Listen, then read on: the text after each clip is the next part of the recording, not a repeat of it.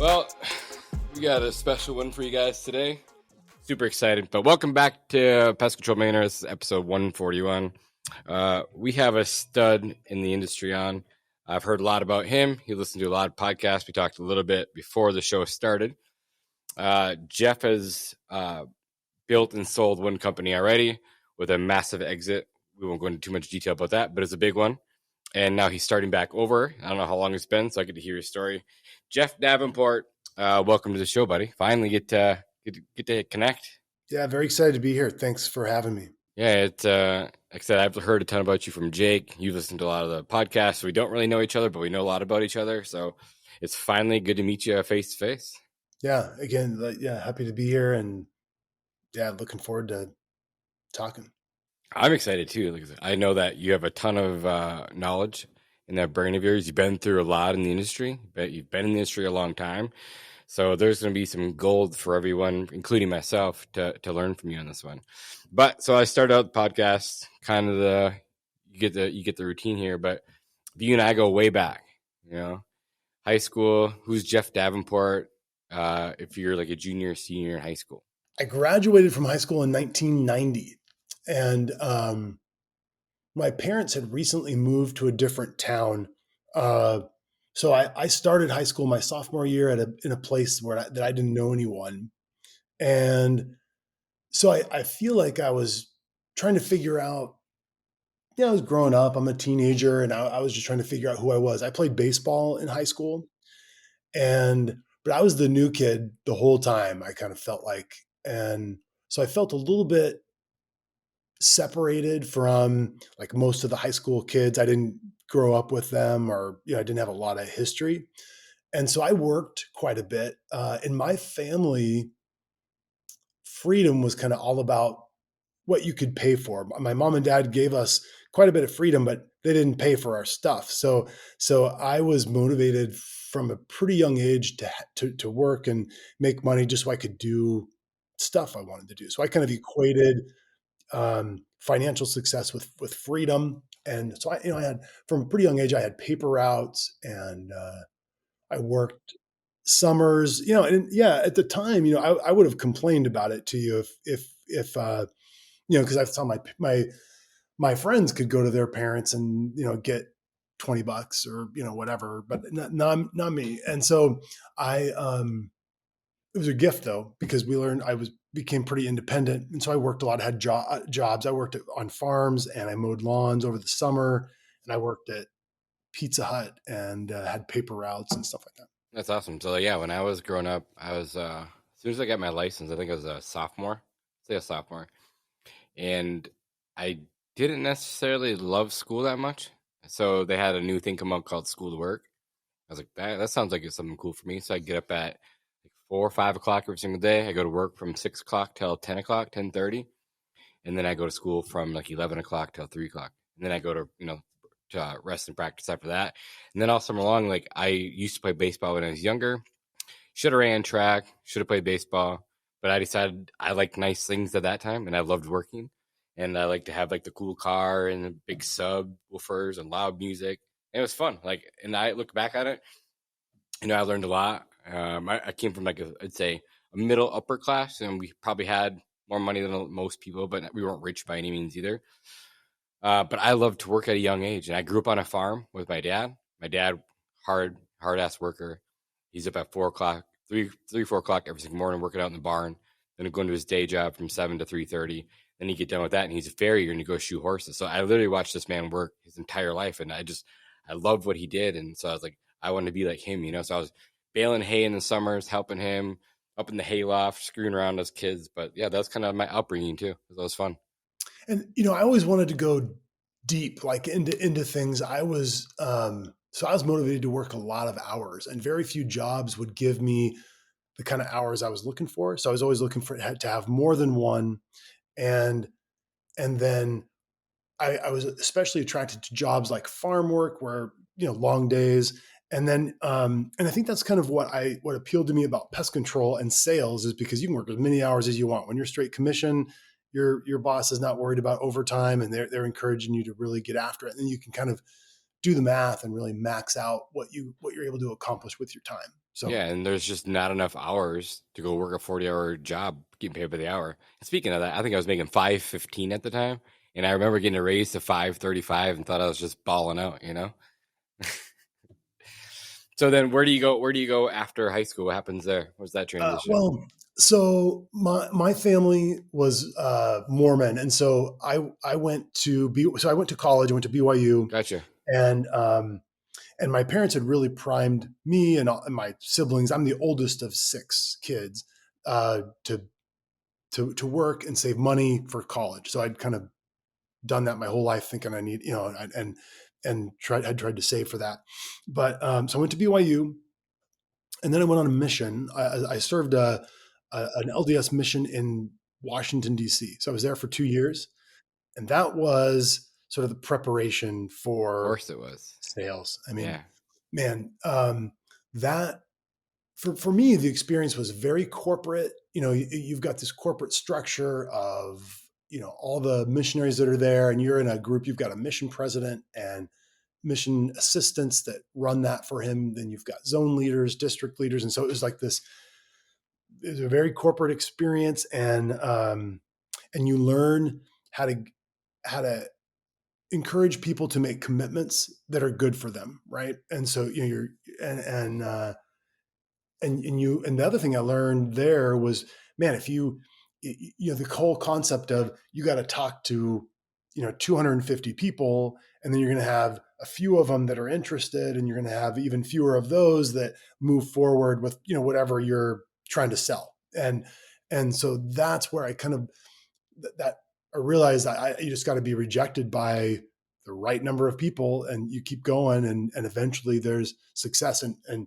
man, with religion, that was that number of rejection was enormous. I mean, it was just huge. And And so where was your mission at again? it was Washington D.C. Washington It D.C. was Okay. really, it was called the Washington D.C. South Mission, and I was there from 91 to 93. But I really served in Northern Virginia, so Arlington, Alexandria, and I didn't spend a lot of time in the District of Columbia itself, but it was called Washington D.C. Right on. And then from there, you go back to Utah, and then did you get recruited? Was door knocking like a big thing then? It was not, but not at all. In fact, but there was a pest control industry, and my roommate. So I was roommates with a guy from my high school, and I spent a lot of time my freshman year at BYU. We spent a lot of time with his cousin and his cousin's roommate. These are two guys who had sold pest control before they had sold pest control in the summer of 1990, and they came to school and they'd made enough money to pay for school. I remember one of the guys, his name was Jory Anderson. He's from Sunnyside, Washington, and I'm from the state of Washington, but we didn't know each other then. But anyway, he had made $28,000 in 4 months. Awesome. And that doesn't sound like a ton. I mean, that's a lot of money now, but it doesn't sound, I mean, but in 1990, that was Killer. crazy money. Yeah. Like that was as much as a lot of families made. And so he made enough money to pay for school. And I got to know him well. And I didn't really know what pest control was, but I figured if he can do it, I can do it. And so I just decided then I was doing it, but I didn't go the next summer. He sold in 90, and then he sold in 91. I went home for that summer because I knew I was leaving to Washington, D.C. So I went home, worked at home. And then uh, when I came back, I got back in 93. I got back in October of 93. I did another semester at BYU, and then I sold pest control in San Jose in 1994 for a company called Eclipse Marketing. Yeah, I Back remember. then, Yeah. the only door-to-door option really was, I mean, there were other door-to-door sales options, but pest control was the only big one.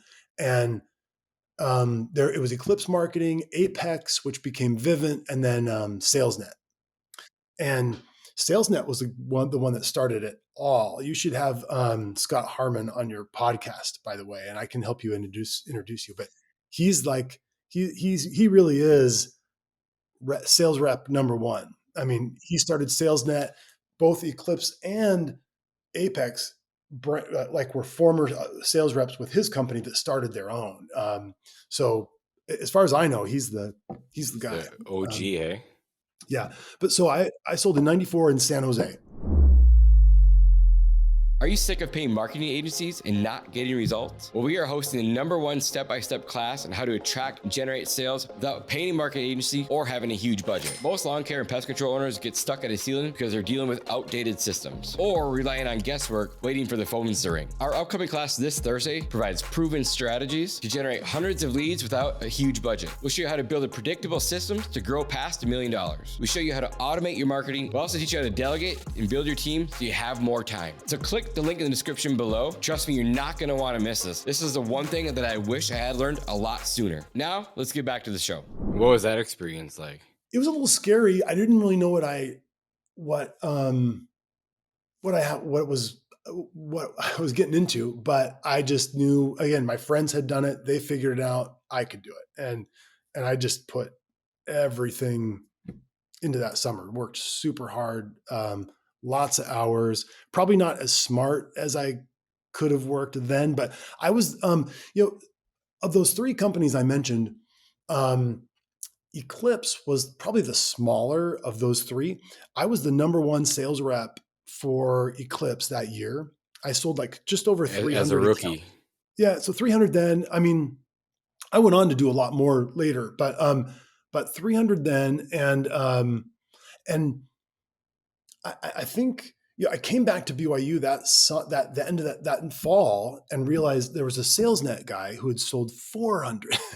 So I thought I was doing well in my little pond, but I found out somebody else had just crushed it. I think Kevin Olson, who went on to start preventive pest control in Albuquerque, New Mexico, he had sold 420. So I instantly sought him out. I think it was 420. It might have been 460, but it was a lot. He crushed it. And he had been in Fresno, I think Fresno Bakersfield is what they called his area. So I instantly sought him out. I wanted to know what he did, what he said, how it worked. And we became friends, and we're good friends now from that, interaction. That's awesome. What was it like selling pest control in 1993? So it was 94 in San Jose. It was fairly new. Most people we knocked on did not have service. So it wasn't a lot of switchovers, and it was monthly. So we did service every month. I sold for the service we sold was $29 a month. And I sold for a company in San Jose, a company called Dewey Pest Control. We joked around because our shirt said Dewey, and after we talked to everybody and get rejected, they'd all say bye Dewey, and they thought that was our name. But it was good. It took me a while to kind of buy into the product. At that time, I had no monthly bills. This is way before cell phones. So I didn't pay for anything monthly. I saved up and paid my tuition, right? Or, this kind of stuff, but I didn't know anybody monthly. So it was kind of intimidating to me to get people to sign a contract. Because it sounded like a lot of money. Yeah, to me, this was something that I would never purchase. And you didn't own a house then, so why do you need pest control? Yeah, it's not a bachelor kind of thing, And so, but eventually, I figured out, that it was a product people wanted, and I could sell it, so the first day we went out, we sold for probably like half the day, and I sold 2, and then I remember the second day, I was the only guy. Me and this other guy were the only 2 that zeroed. And I remember just being crushed. But then one of the guys in our office had sold 5 that day. And so I went to his apartment, and his name was John Anderson. And I went to his apartment and just, again, made him tell me everything he said and how it worked and how he got 5, and just tried to copy him. And he was in our office, and he was a little bit older than us. I mean, now it would be silly to call him older because he's probably like 3 years older than me. But right. But 3 years at 19, yeah, I mean, you mature a lot. Yeah. So he was more experienced, and I learned a lot from him. And so anyway, that was his help was a big part of my success. Cool. Do you think it was more of what he was saying, or do you think it's something else? No, well, I didn't, I mean, he explained what he said. And, at the time I didn't really get it to like really apply what You're he just was green at doing. life. Yeah. And I was like, okay, I'll say that. But Yeah. I remember he drew this picture of a house and then he kept saying, well, I just tell them they got to have it. And, and I think, but I watched him knock a door and I watched our manager who actually had sold pest control the year before. And I remember them actually trying to negotiate, seeing them, kind of shadowing them on the doors and seeing them talk to people and just kind of push further and then and bring the price down to try to negotiate a deal and seeing that work effectively. So I just kind Yeah, I of think as a rookie, you're just again green at life. You don't want to push too hard. You don't really know what to do. Then it's like, okay, now you see someone that just overcame 3 or 4 smoke screens or objections. You're like, dang, how did you do that? That was like, and then it's like, okay, and then you start doing it. And then it finally clicks, like, oh, I can do this. And then from there it gets easier, But and for everyone, it's a little bit different. yeah, exactly. I didn't like selling very much. I felt a lot of pressure. I kind of felt like in the beginning of well, until recently, and even now, I felt like I worked out a negative emotion more than positive. Like I sold really hard because I was afraid to zero Right, right, more than I wanted to get 15, right? right. And so, and I wish I would have done the opposite, sold to build, but I was, I was terrified that I'd go back and look like a failure. And so I think trying to not zero is what motivated me to get going early and work. Yeah, because I'll ask that question all the time. Like, do you hate losing more or do you love winning more? To me it sounds like you hated losing more. That's the way I played baseball for sure. Afraid to strike out, hating to strike out more than loving to win, and I think, man, it took me a long time to love building and wanting to do that. I mean, fairly recent phenomenon. I think the last part of my career at official pest prevention. Gotcha. So then, how long do you go knock doors for? How many years did you end up knocking doors for someone else? So I knocked every year and then recruited sales reps as well for that company, Eclipse Marketing. Uh, so in 95, but in 95, I managed an office in Atlanta under the Eclipse marketing model. That meant I didn't knock doors. I was kind of the trainer for the sales reps. I would make sure their stuff got serviced and try to keep them motivated. But I didn't knock doors myself. It was like an admin position and a sales trainer. So in 95, I was in Atlanta. In 96, I was a manager, but I sold every Saturday and that was in Houston. 97, I was in Charlotte, and at this point, I was married, and my oldest daughter was born in Charlotte, North Carolina, during that pest control summer. But I sold then, so I went back to selling. I realized, hey, I can make more money selling, and this was and maybe this is before. I think some of the teams now it's all about recruiting and commission on your recruits and stuff like that, but at least at this point, and with Eclipse, it wasn't. So I started selling. I sold 725 accounts in Charlotte, and that went well. And then I kind of saw the light. I felt like, hey, I can even do better than that. And in 98, I was in Tennessee, and then I sold over 1,000 accounts in Tennessee. That was my goal. I kind of felt like, hey, I can do 1,000 accounts in 4 months. And I set myself up pretty well for that. We went to Nashville and there wasn't a lot of competition there. I went there with a small office, like me and like 4 or 5 guys I'd recruited. And, so we'd have like the pick of area yeah, I went there, did that, real proud of that accomplishment. And then in 99, I sold in New Orleans. But that was a short summer. So in 90, after I graduated in 98 and I decided, I wasn't going to do a pest control company at this time.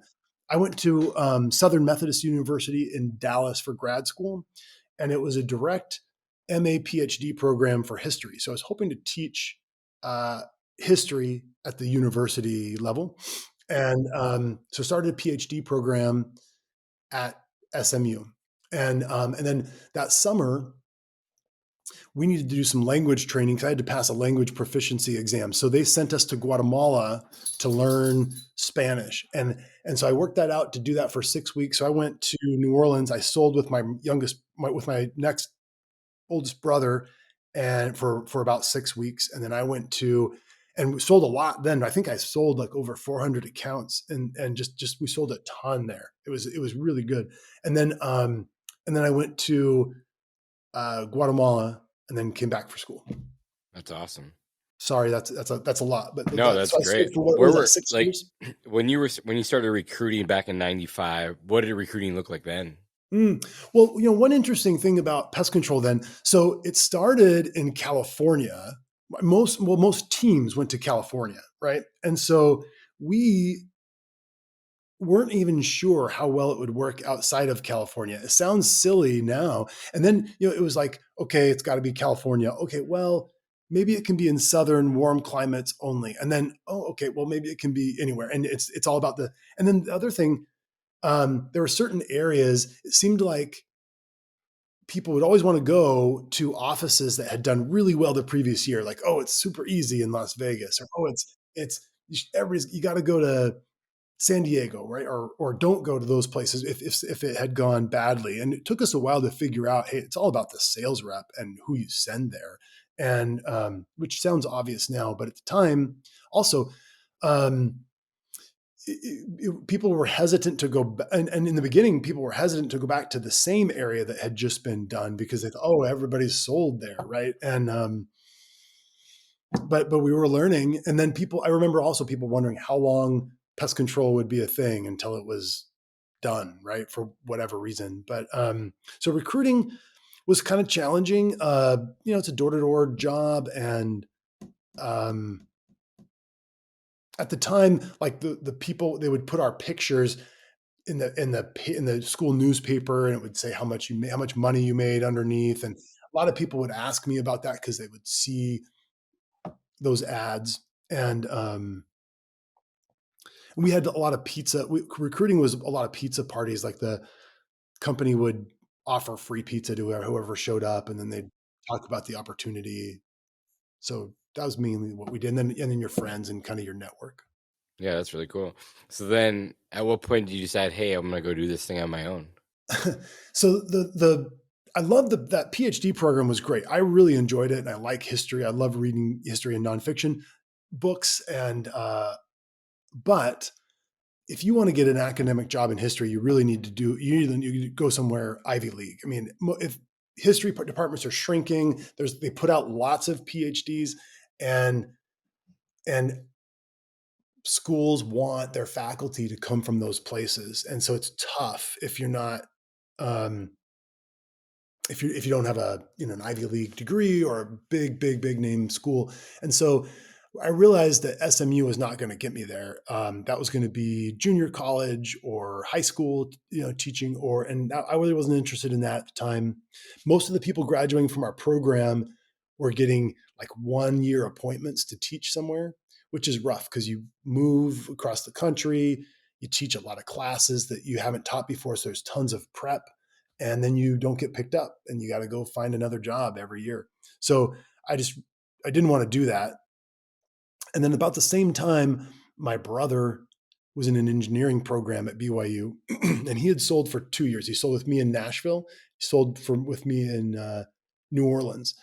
So we started talking about the possibility of starting a pest control company. And then also we got to know the branch manager of Orkin in New Orleans, where we had worked.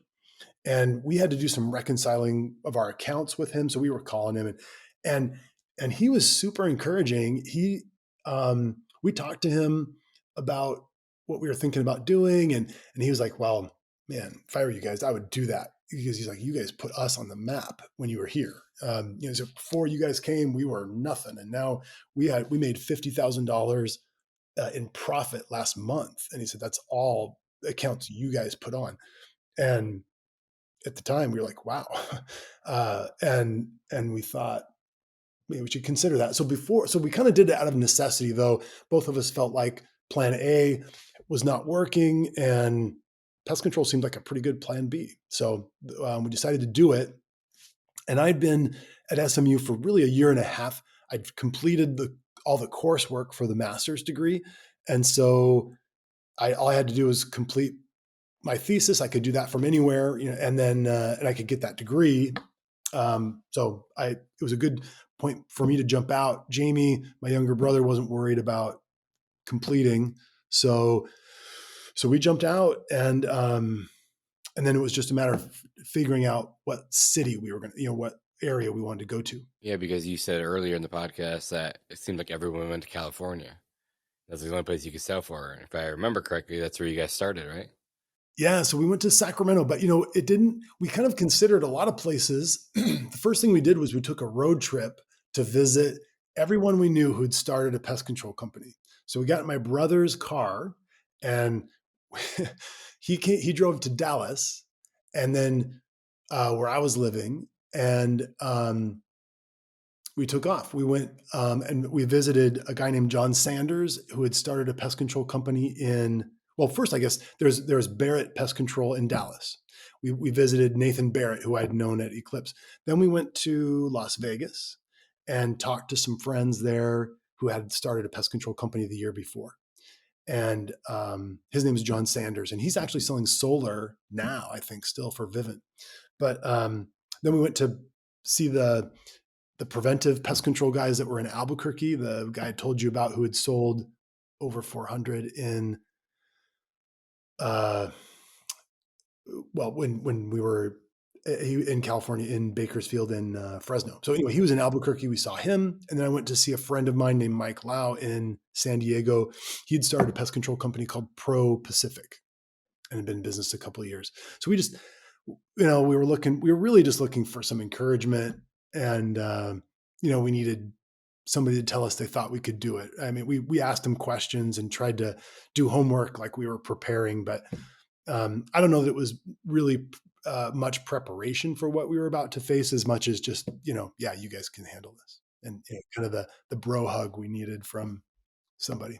Yeah. So when did you choose Sacramento? Yeah. So Eclipse. And we also wanted to look at some cities. So Eclipse Marketing had an office in Walnut Creek, which is like a suburb of the Bay Area, San Francisco Bay. So we went there thinking that might be a good place. And on the way there, my father-in-law had suggested we look at Sacramento. And on the way there, we drove right through Sacramento. So we drove through Sacramento to look at the Walnut Creek area and San Francisco Bay, and just liked Sacramento more. Just seemed like it had more of the type of housing we were looking for, and like we preferred that area. Yeah, so then you guys just set up shop there, hey? Yeah. So that was, we drove through. We looked at a lot of the area because we were planning on knocking doors. So we drove through it looking for the kind of stuff we wanted to knock doors in. And we settled on Elk Grove as kind of where our office would be. We rented a little office warehouse space in Elk Grove, which is south of Sacramento. And the thought was that we would cover, if we went an hour in all directions, we could cover North Sacramento down to Modesto. So we'd cover Stockton, Modesto, and all of Sacramento. Yeah. When you first started there and envisioned this thing, did you ever think that you're going to grow something of that size? No, not at all. If you would have told me then what was going to happen, I just wouldn't have believed you. My goals were pretty small. I thought that we'd run this company, we'd sell it at some point, and make some money from it, but we'd move on to something different, maybe teaching or something else. Yeah. And so your first company, would you name that one? It was called Official Pest Prevention. We named it on the road trip. We were trying to just think of something that sounded official, something that sounded because we wanted it to sound like it could be a large company, something like Orkin or Terminex, that when people heard it, they might think it was corporate, which is funny because now the trend is local and family, right? It would be Garcia Pest Control or something like that. So we wanted it to sound official. And anyway, pretty soon we just named it official. And then we chose pest prevention just because we thought it kind of told people what we were trying to do. For sure. It's actually a smart name. I mean, the name of what you do is right in the name. That's what I was trying to say. So what was like your first summer? Was it just you and your brother? Yeah. So Jamie and I sold, and we had another younger brother that sold with us. And so it was the two of us and then him. And then eventually the three of us just knocking doors, and man, we worked a lot. So we hired a technician from. That was my next question. Yeah, we hired it. We didn't know anything about the service, and we didn't have much respect for the service. To us, it was like mixing water and whatever and spraying it around. How hard can it be? And we would learn. But so we hired a technician who was familiar with the door knocking programs and the kind of volume they could generate. So he came in and kind of taught us how to do service. And then Jamie, we had a friend come in and was a tech for us. His name was Randy. And then we just started hiring people. That first guy trained us. He didn't last very long. He kind of moved on, but he trained our first few people. And we did I want to say we did almost 2,000, like around 2,000 accounts, the three of us that summer. So we ended up with like 4 monthly routes. Well, I don't think we did. We must not have done two. Maybe we did more like 15 to 1,800 accounts was what I'm going to guess we did. And then the second summer we hired reps. So the second summer we decided we wanted to grow. Well, so we started knocking doors in like April, and then we probably went through September. And I remember we were questioning. Eventually we would knock doors year round and never stop. And because it doesn't snow in Sacramento and you can do that. But at the time we didn't think you could. We thought, in the winter, can you even sell this? And so we stopped in the fall thinking, it's too cold. People don't see bugs. And just kind of ran the company and tried to train our techs and get organized. But man, we worked a lot. We would knock we'd knock late until like 10 o'clock at night. And then we'd drive back to the office, and we didn't have gas cards in our trucks. So I would take the trucks and gas all of them up. I think we had like 6. And then Jamie would sit there and fix pump problems because we had electric pumps. So he'd fix these pump problems that people had or whatever equipment issues there were. And then, so we'd get out of there pretty late. And then one of us had to be there the next morning, usually at like between 5:30 and 6 to get the first person out. And so that would show up, and because they would show up and run their routes and then come in and check out with our office manager that we had hired. My wife started in the office and then trained some people that would sort of take over for her. And at this time, was there any good softwares, or is it all pen and paper spreadsheets? No, we use software. We used a program though called SPCS. Okay. I never even heard of it. It was not like a web-based like login, so everything was saved on disks, and it was pretty primitive, but it was inexpensive, and we used that to schedule and do our billing for years until we couldn't. I want to say we would eventually switch to field routes maybe after 8 or 10 years. Things got too big for that software program. Yeah. And then what like, as far as I know, you said that next time you hired some sales rep, what was the pay structure back then? It wasn't very much. It is really, with competition, it has really gone up since then. But so I want to say we were earning or paying maybe it was between 25 and 30% just sales reps. And and so we actually recruited people that we knew or knew of and had sold before. So we were looking for veterans who could put down a lot of numbers. So we were hoping to have a smaller office, but still sell a lot. I remember as far as financing, we didn't borrow any money. I think we each put in $40,000 or $50,000, and we made it on that. The first year, we started paying ourselves a small salary in like July. But you guys are also putting on a ton of accounts yourselves too. Mm-hmm. Yeah, we had almost no commission the first year. And then the second year we recruit these guys, we get like 4 or 5 guys, and they were all pretty good. They had sold before. I think we had one guy that was a friend of Jamie's we knew who hadn't sold before. And then we had like 4 pretty solid veterans, and they probably averaged like well over 500, five to 600 each. So I think we put on like 2,500 accounts that summer. That's cool. Really cool. And then how long do you keep knocking doors for? Well, so door-to-door sales was like we were like a football team that runs up the middle only. That's all we did. And so we just did that for like 12 years. We spent $0 on marketing, but we switched to local recruiting. So we got tired of going back to BYU, even after because most of the recruiting was done in Provo then. And we just figured we would find local people and teach them how to sell, manage them, and do it that way rather than all these try to compete with marketing companies that were there. Yeah. And at what point did you realize that you're sitting on something pretty big? That took a long time. We were pretty isolated, and you know how you just always have that moving goalpost as a goal. So sure. Whatever you accomplish this summer, it's like great, on to the next thing. We were not the type to celebrate a small victory, or it was always on to the next. And so we never really felt like we were significant.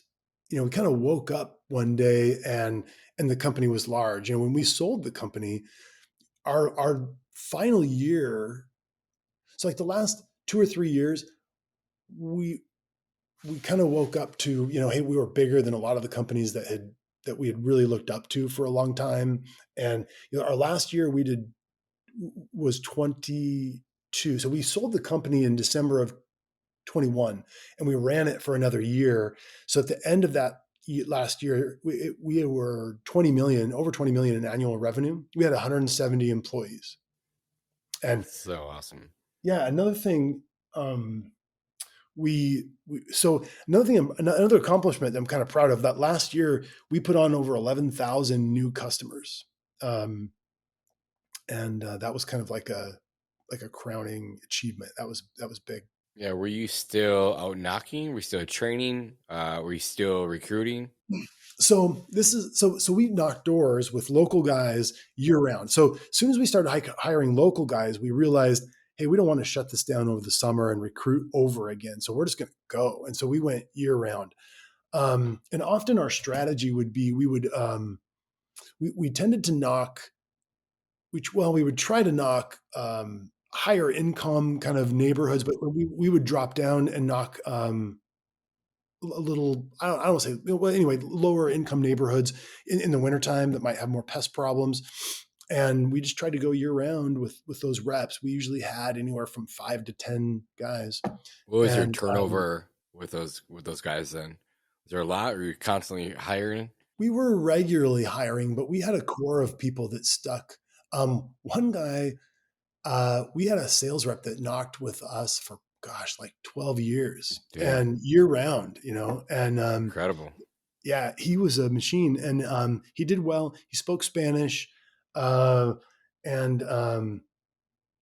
English and Spanish, right? But so we had a core of people that would stay pretty long, and then we would add, but we would add people to that group that would sell for, a few months. We of course we had that, but then like anything, I mean, some of those new recruits would become the older veterans over time. For sure. And so you kind of already brought up the selling. How did that come about? Did you guys take it to market? Did someone approach you? It's just you and your brother. Like, how does that come about? So we had no plans sell the company, and didn't really want to, but in 21, venture capital was just after pest control, It still and is. right. Yeah. And so when we were, we knew we would sell it someday. And so we'd kind of explored that thinking, well, we want to be prepared for this and kind of know what that journey's like. And so we had talked to Orkin and Terminex a little bit about, hey, what's our company worth? But thinking that was way down the road. Like even when at the time we'd sold, I was like 49 I think in 21 when we sold it. But so, I had a lot of, and still do have a lot of work years left. I'm 53 now, but so valuation when in the early, like right in the beginning, you always hear of companies that sell and what they sold for. And it was like $1 to $1.30 per dollar of revenue, which could be a lot of money, but what wouldn't be like, I never have to work again kind of a thing. And so it's just kind of okay. It was a good thing to do as when you want to retire, is how most, I think, companies sold. But then that kept hearing about the dollar figure ticking up. And in 21, my brother was listening to a podcast, Dan Gordon's PMP Yeah. Industry Insiders. Yep. So, and realized, wow, it's really high now. Like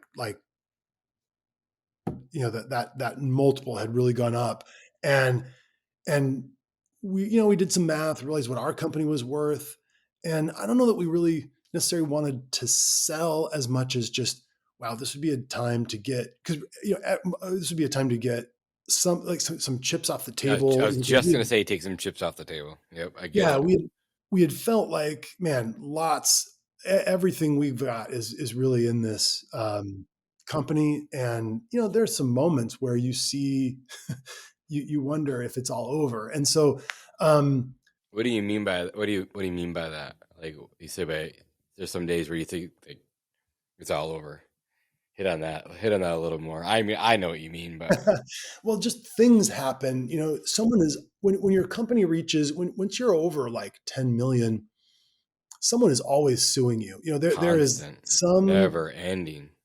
There's a couple car accidents that you're still dealing with. There's, employee issues. There's customer things. There's just you feel like someone's always after you. And so you spend a lot of time. You're a big target, defending. you know what I mean? You really are. You're untying knots, and man, you always feel, you hope and think you'll probably weather those things, but you also realize that you're hoping things go well, and there's a lot out of your control. You don't know the background of everybody you've hired. You do your best, but You get 80 trucks on the road. It's not a matter of when they're going to get into an accident, or if they're going to get into an accident, just when, and then how many times a year. And like that stuff keeps you up at night, when we were in business about 2 or 3 months, we had one of our technicians, a lady turned left in front of him on like one of those 2-lane 55-mile-an-hour roads, and that collision was so violent. He was actually okay, called us, and I went out. I was close, so I went out to see what was going on. They life flighted the lady out on a helicopter, and there were pieces of truck everywhere, like in fields. It was just, I just couldn't believe it. And, and that was scary. You want everybody to be okay, but you're really hoping we didn't cause this, and luckily that wasn't our fault, but anyway, but just stuff like that. We had, so all kinds of little incidents like that. So so back to the selling thing, I guess we decided, hey, this would be an opportunity to kind of diversify a little bit and not have to worry about that kind of thing. And so my brother talked to Dan Gordon quite a bit, and Dan told him what he thought he could get for our company at the time. And I think we felt like it was kind of a special moment. Anticimex had built out so Anticimex was the big buyer then. And they had built out an East Coast presence, like this, they purchased platforms that they had planned to build around for quite some time. They were starting to do that on the West Coast. And our company they had purchased a company in San Diego that gave them from San Diego to a lot of LA. We really gave them like Sacramento to Los Angeles. And so we were attractive to them in a way that we might not be so unique later. Yeah, because again, that's what they're looking for. Like you can get a higher multiple if it's more of a strategic buy. They always want to get into that market. So now they're connecting the two markets together. Yeah, so we were a good fit for what they were trying to do, and it was super fast. So in October of 21, Jamie starts talking to Dan Gordon, and that thing is wrapped up. That deal is done before the end of the year, before the end of December. So 2 months, where most of those things can drag out for 6 months or more. That thing was what we got it all done. That thing was like Jamie's full-time job. So I kind of shifted to running the company, and that became Jamie's like full-time job, just getting them all the due diligence. Yeah. What was the due diligence process like? Usually they're like really long and cumbersome, and yeah. Yeah, they wanted to look under the hood and see that you're for real. I mean, they want to see profitability. They're looking at your structure, your team, if they can run this thing. They want to know how you run things, how you pay, what kind of liabilities they're going to be picking up by purchasing your company. Was that time stressful for you? Yeah, because we're trying to make that decision. Do we really want to do this? And man, you feel this affinity for your team, and I really enjoyed work. As the company grew, I enjoyed it more and more as far as what I was doing, and in the beginning, I did it out of necessity, and didn't like it, as much. I was kind of, like we had talked about, I think I was sort of playing the game to not lose.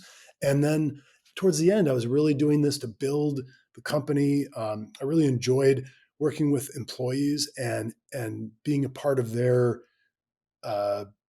growth and, professional journey. We really became, we really shifted into that. One of the things that we did, in California, it takes 60 days to get somebody licensed. And that's if they do everything right and pass the test, right? And it can take, if they fail, it's going to be 90 days. And so we had created this little pest control licensing academy. We had like, just in our Sacramento office, we had probably in the summer 10 or 12 people that were getting licensed all the time.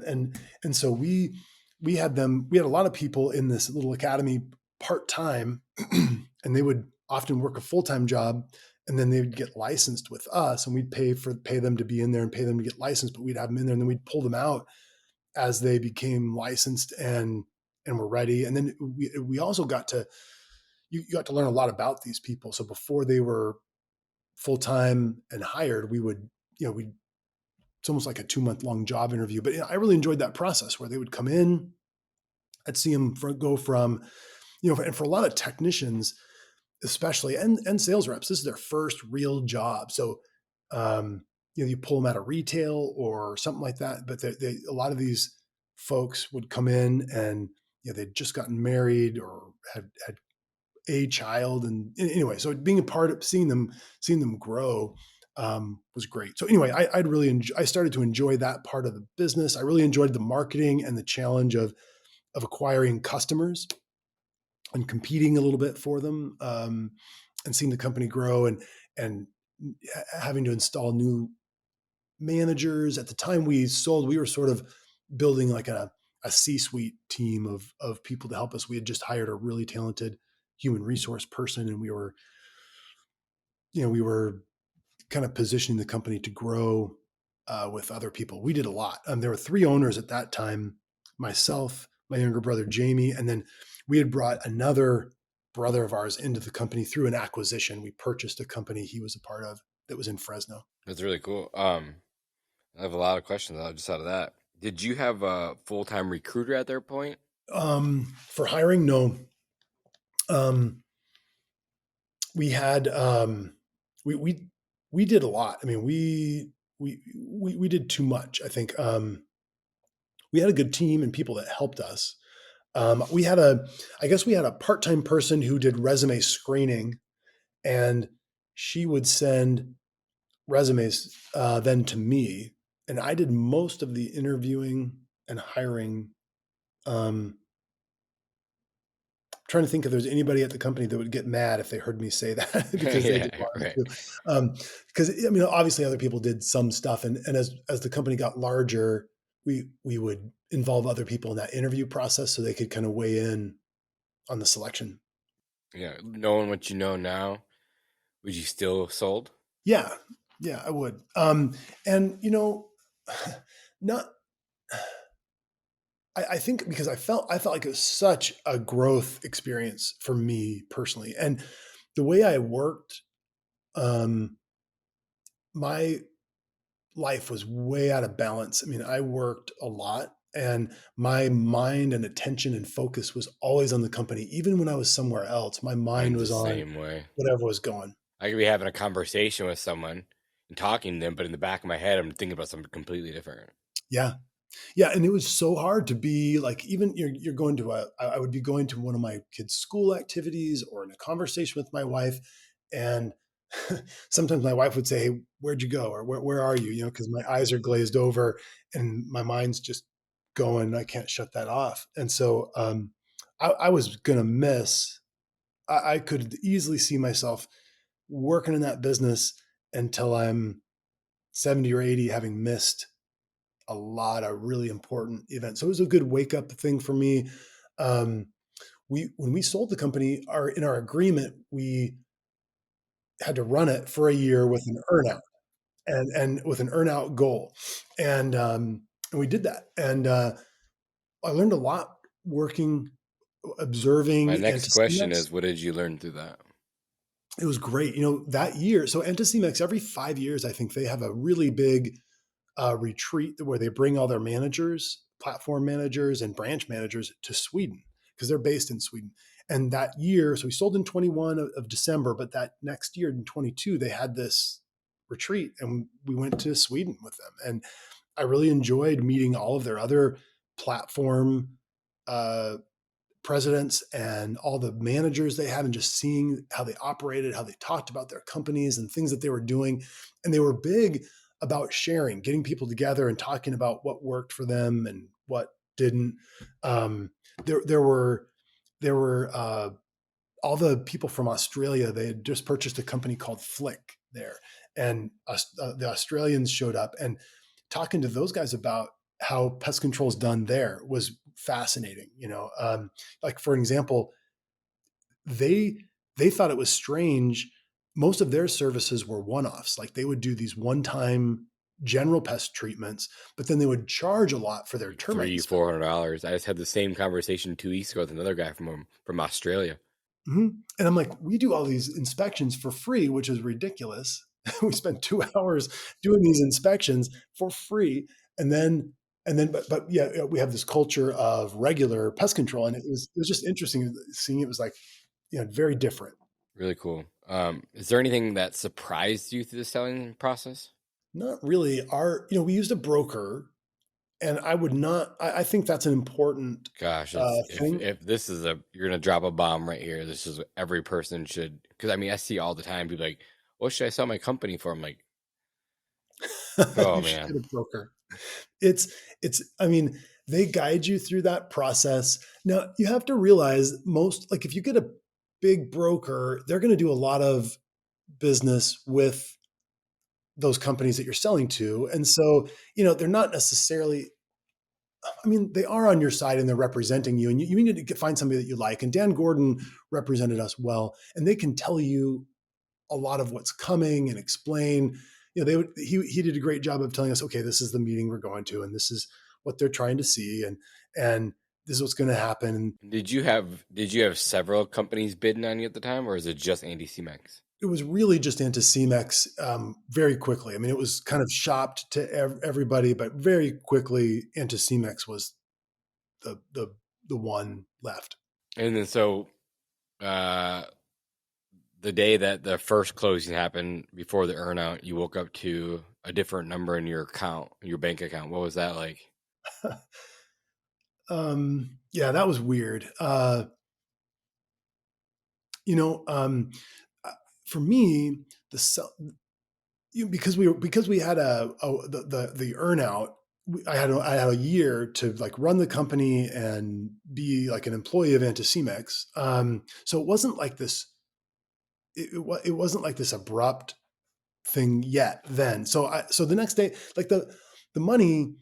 I mean, although it was nice to not have to worry about all the things that you have to worry about when you're running the company. So that, I think that was the biggest relief. I mean, more than just so the money was part of, I mean, obviously why we had started it and why we were there, but the biggest change was I did feel a sense of relief that, hey, all the little things that happen to this company now are not like on my shoulders.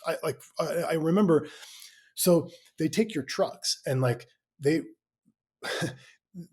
had like, I want to say we ran 55 routes in Sacramento and maybe 25-ish in Fresno, and anyway, all our trucks in Sacramento came to the office at one time, which they never had before. And then they run your trucks through this like thing.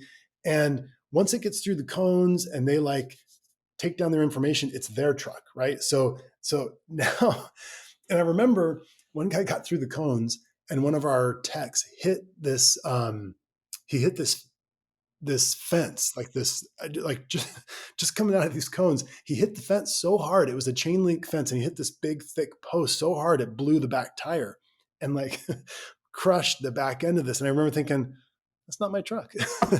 And so I didn't have to get like stressed about replacing it or the cost of all that. And that, I mean, kind of a silly thing, but I remember thinking, wow, a lot of the liability that used to be mine is not. And so that was kind of a relief.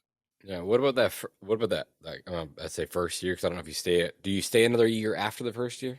No. So we sold. I stayed 1 year, and then we had a 6-month consulting agreement. Yes.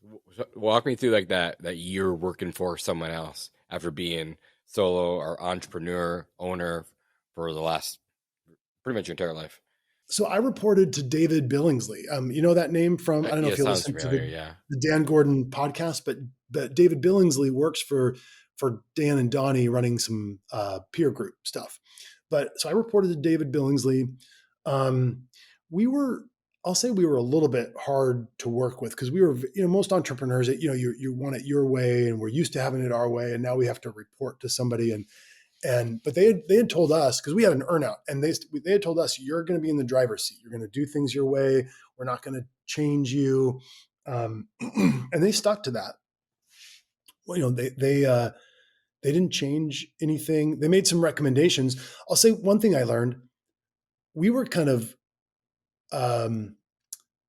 we were hesitant to raise pricing enough, and Anticimex pushes the price like I couldn't believe. And they do a lot of their platforms and companies do 3 services a year and do monthly billing and charge the same, and so we on January 1st, I think we raised pricing like 15%. It was a big price increase, and they told us exactly what would happen. They said, okay, so you're going to have 3% of your customers are going to call in and complain and want to cancel.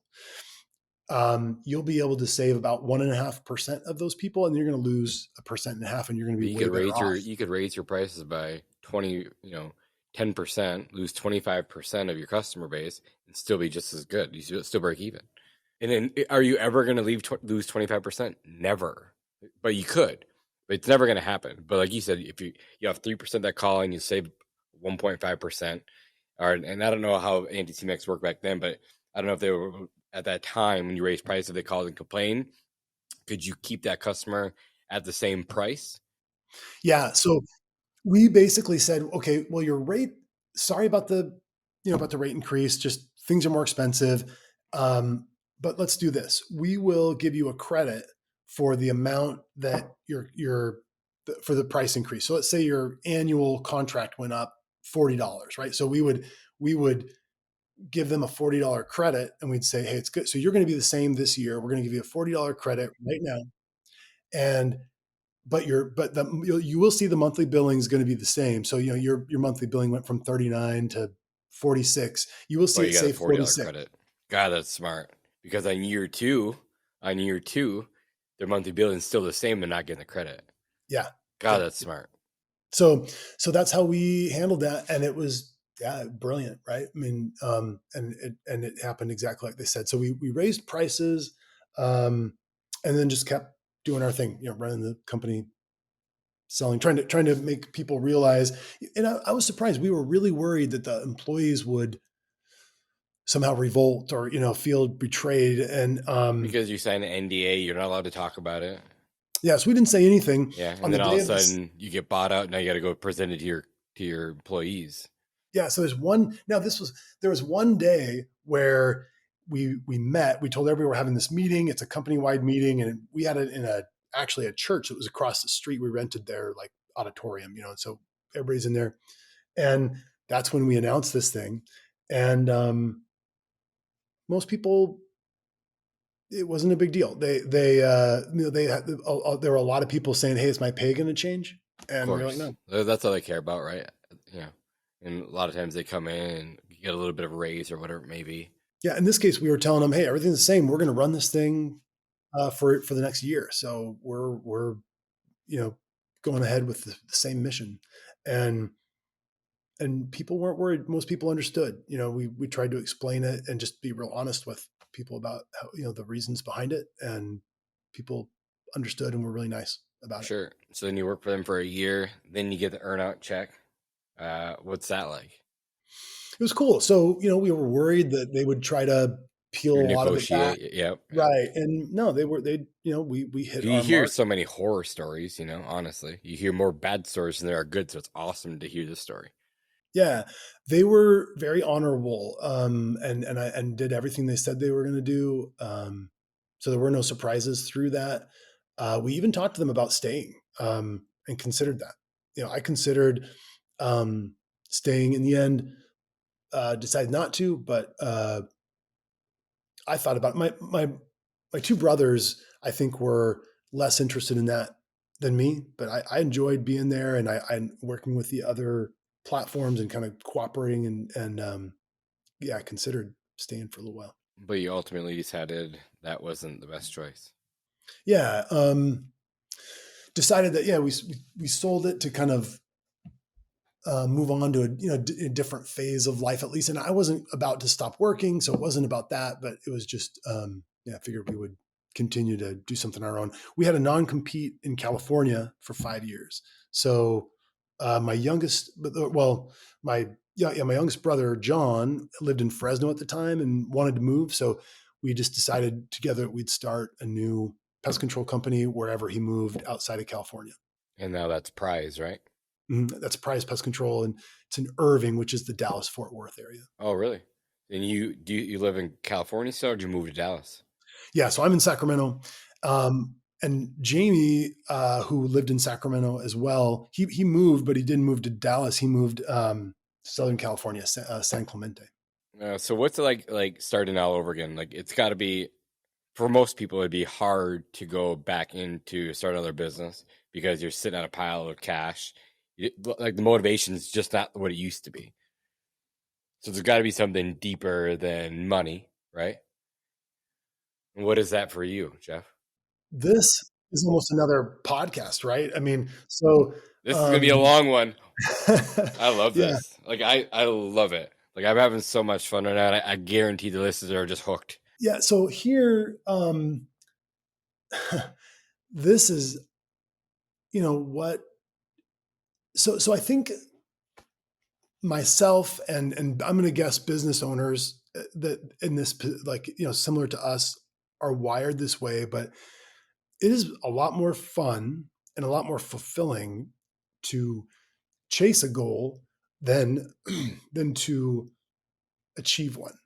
I think, I mean, you know, once you achieve the goal, no matter how big it is, it's over, right? And usually you kind of look back. I look back on that, and it's all the things that got you there, which a lot of that you missed, right? Because you were working for the next thing. But Did you has your lifestyle changed at all?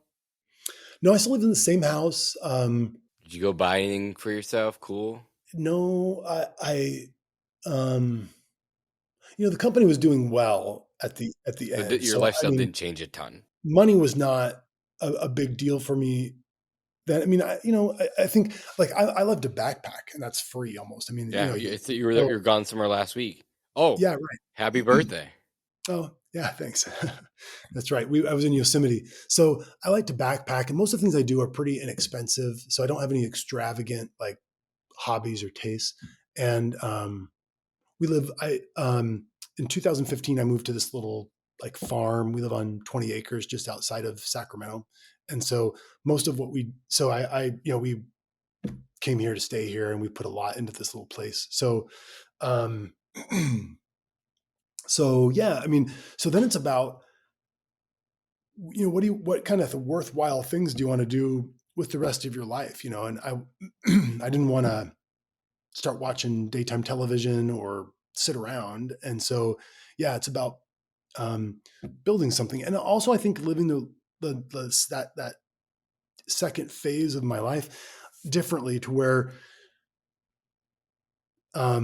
appreciating the present moment more, being when I'm at work, being at work and enjoying those moments, and kind of celebrating small wins, and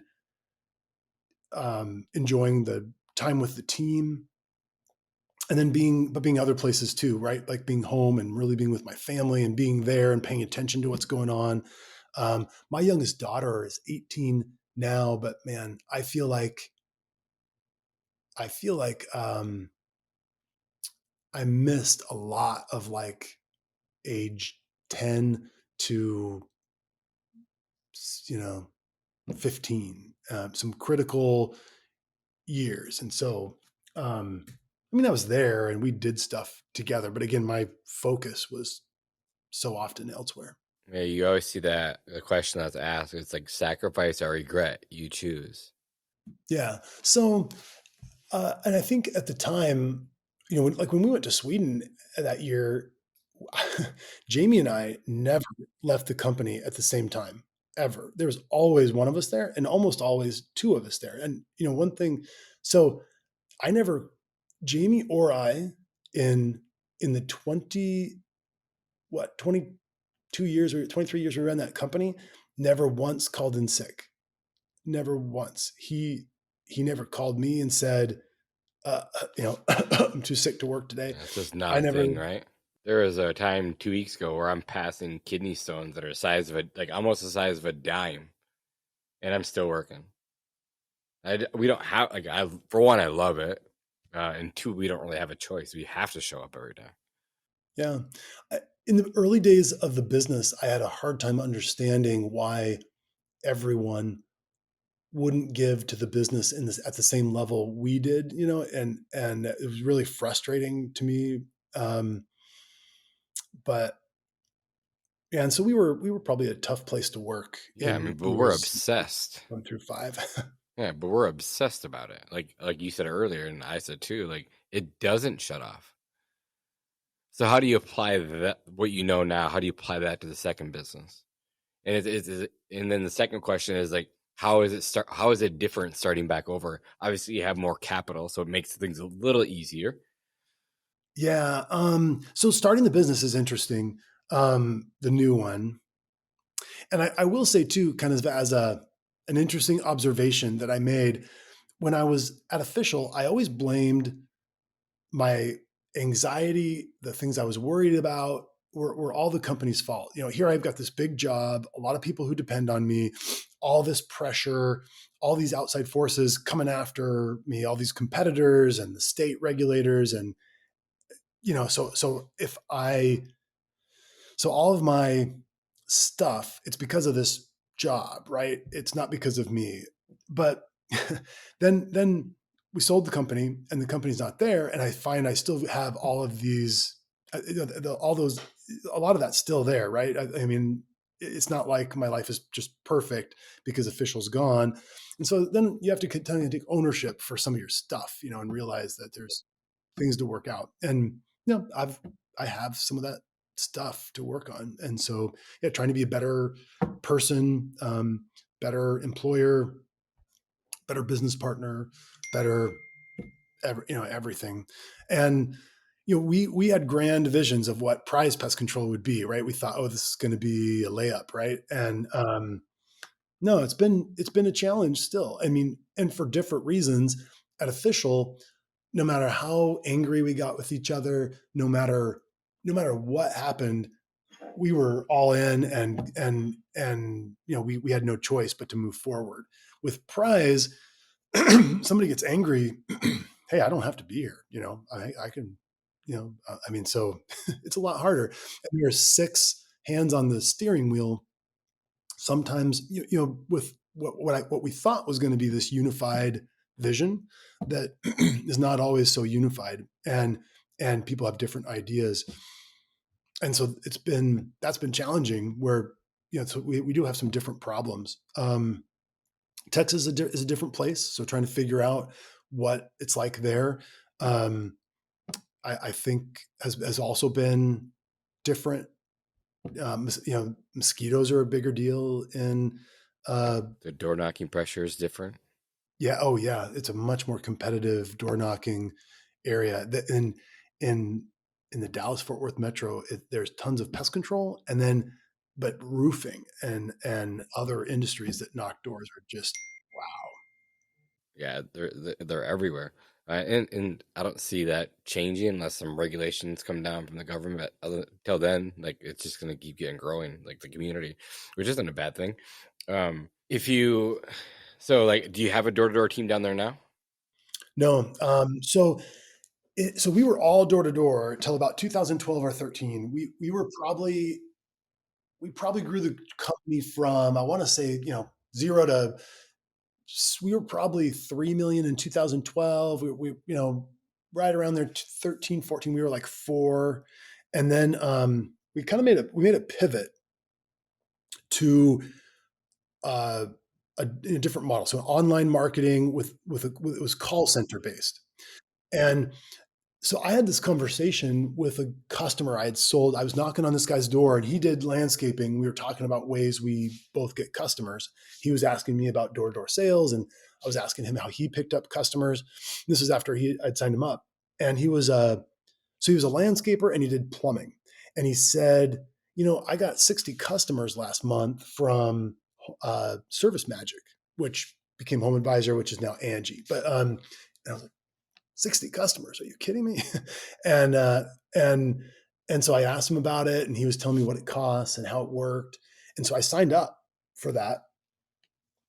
And this was the start. So right away, we kind of saw pay per call and pay per lead as pretty valuable, because we were knocking doors, knew how the effort and what you paid a sales rep to bring in an account.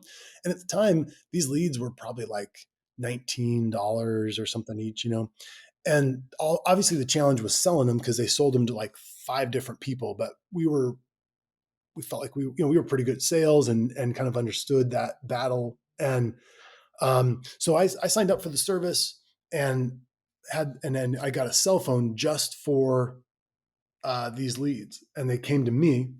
So I just started answering the phone all times of day and night when that thing rang. I remember vividly, the first one I sold was one where I was dead asleep, and my phone rang at like 6 a.m, and jumped out of bed, put on my best, I've been awake for 2 hours voice, and sold this account. And then, and we just decided to grow that. We looked for these types of leads in other places. And pretty soon it was too much for me. So we got I passed the cell phone off to a sales rep who did that full time. And then it got too much for one phone. So we kind of have we didn't have a phone system for this. We got another cell phone, forwarded the two to themselves. And so one would ring, and if that one's busy, the other one would ring. We got a third phone like that. And that was all it was, is this like little circle of cell phones. And we had 3 reps that were in an office. And then we finally got a phone system. But anyway, so we pivoted to this right away. We could see this is what we wanted to do. We kept the door-to-door people, but we stopped recruiting and kind of put our effort into this, this thing. So we started finding people who would provide us with leads. And then we'd put those leads into the call center and they would sell them and turn them into customers. Super awesome. If you, and I know you kind of started back over, but if you had to like, tell me your thoughts here. If you had to go from 0 to 5 million in 3 years, what would be your steps? We were in a good position to benefit from, to be ready for the call center model. Cause the bad thing about that is they come from everywhere, right? So these accounts are not close to each other. Yeah, that's what I talk about, like on my YouTube channel. Like if you're starting out doing door to door, it's nice because it's all condensed into one area. But when you're just starting out, you're not doing any door to door, like you get leads from online and you can't control where they're coming from. Yeah, to a point, but within the 30-mile radius, like you're bouncing all over the place. So you spend more on drive time.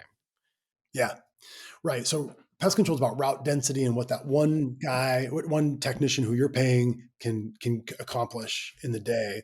And so we had knocked doors and we had some pretty compact routes. We were already well prepared to now start getting customers all over our territory. So yeah, so I think a blend of door-to-door sales and online marketing is going to be important unless you've got a long runway of cash to get through that. Yeah, but you hear like the stigma of door to door. Do you think that door to door can ever hurt your brand? Well, sure, it can hurt your brand, but just bad behavior and bad service can harm your brand. And so I don't think door to door is unique there. It just requires you to manage it.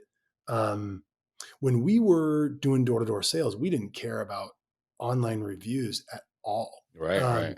They weren't really a huge thing then, right? Yeah, nobody looked you up on Yelp when you were knocking on their door. They were just looking at you, and it was all about the relationship there. So reviews meant nothing to us at the time, and frankly, even reputation. We weren't relying on customer referrals. So door to door gives you a unique opportunity to come in and acquire customers quickly. And I think the right sales reps will have great retention. I love that you said that, because when I first got, like, I don't come from a door to door background. Like I was forced into door to door because of COVID. And so, but one of my early mentors told me that your best sales reps will have like the worst retention. I was like, oh, it kind of makes sense. They're selling, 1,500, 2,000 accounts in 4 months. I could see it. Then I come to find out, like watching my best sales reps who crush, they'll do 17 to 25 a day, also have the best retention. Yeah. We have this guy, so there's a guy who started selling pest control the same year I sold in 94. And he and I have been competitors. And then he's worked for Official Pest off and on for a long time. And he is an excellent salesperson. I mean, he doesn't have a lot of the longevity. He's kind of work a few months and then take your money and go play till it's gone and then come back. But that's the way he is. But his retention rate's fantastic. He specializes in he knocks in really high end neighborhoods, and his people understand that it's for the year, and he has great retention. That was going to be my question to you: is what do you think is the difference in sales reps retention? Is it just being open and honest up front, or is it building the relationship? Because you've seen a lot of sales reps in your day, so that's why I'm getting your thoughts. Yeah, I think a sales rep retention is going to be income of the neighborhoods they knock in is going to have a lot to do with it. Then after that, I think the way they explain and prep the customer for service, and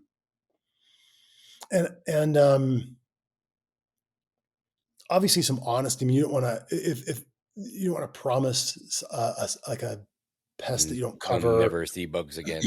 Right. Or But we're gonna get rid of all your mosquitoes. I think you can sell and be very persuasive and make the product super enticing to the consumer and yet be honest about its limitations too. For sure. Is there anything else outside of that can help retention? Like, did you guys have a start tech that only did your initials, or didn't it matter? Did you have a branch manager that would go talk to the customers before they got, or maybe after the service? It's funny, we've been talking a lot about this, and I think even amongst our owners, we will disagree. But I would say then after that, retention is a whole bunch of things. It's about but all the times you touch a customer, it's your office person that answers the phone and is knowledgeable and nice. It's your technicians who are good communicators and can let the customer know, hey, this is what I just did for you, all this value, and here's a picture. You weren't home. Here's a picture of the wasp nest that I removed, and hey, I really appreciate what you're doing. Because what makes a customer not want to cancel is the relationship they have with a service technician. Usually it's not like, hey, if I cancel my service with Prize Pest, it's hey, if I stop this service, Dave's not coming here anymore.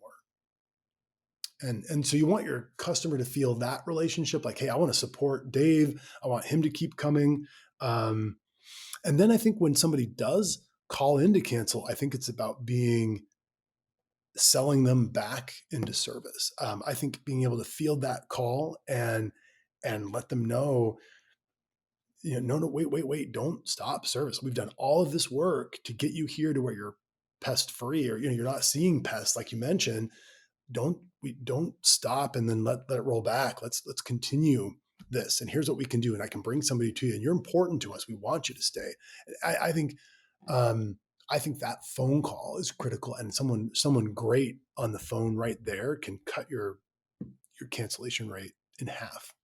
And so it's all of those little touches. And that, I think that's what, and I've also heard people say that your cancellation rate will be very close to the retention rate for your technicians. Meaning, if you've got technicians who've been there a long time, you'll retain customers for a long time. But that's about the relationship they have with your techs. Yeah, I agree. You have to have empathy, right? You do. That's you can't really teach empathy, but if you have empathy, you can really control or really reduce your churn rate or retention rate significantly just by understanding what the customer is looking for. Like you said, talk them into service and why they even signed up in the first place. Or remind them why they signed up. What was the issue they're having? Yeah, that empathy. If somebody who has a difficult time selling or helping a customer stay on service, I think, that lack of empathy, or just you're not understanding what the customer is looking for. So what went wrong? And most customers just want to be heard. They'll let you vent for a little bit. Maybe they're mad, but once they're venting, like, oh yeah, I totally understand, Mr. Customer. This is what we're going to do to fix it.